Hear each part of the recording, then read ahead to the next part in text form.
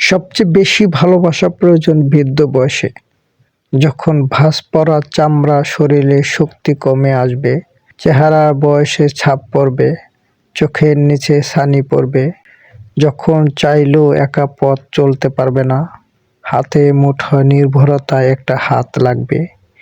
বিষণ্ণতা, একাকিত্বতা, ক্লান্তি, অবসাদ শরীরে যখন নানা রোগ চেপে বসবে, তখন গল্প করার একান্তই নিজের একটি মানুষ লাগবে। একটু আদর, যত্ন, খেয়াল রাখার আপন একজন মানুষ। ভালোবাসা তো তখনই সবচেয়ে বেশি প্রয়োজন।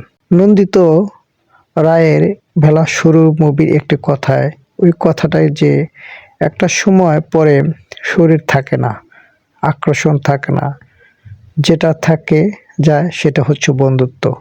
তখন শুধু বন্ধুত্বটাই থাকে, আর থাকে সারা জীবন একসাথে কাটানো অসংখ্য সুন্দর মুহূর্ত।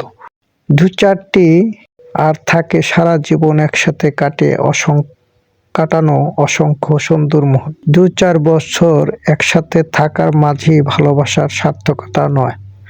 ভালোবাসার সার্থকতা বছর পর বছর একসাথে থেকে একে অপরকে বুড়ো হাত দেখেছে। বন্ধু, যত্ন, আদর ও ভালোবাসা, পরম মমতা, যে সেই বৃদ্ধ বয়সেও একে অপরের পাশে থেকেছে। সত্যিকারের ভালোবাসা তো সেখানেই।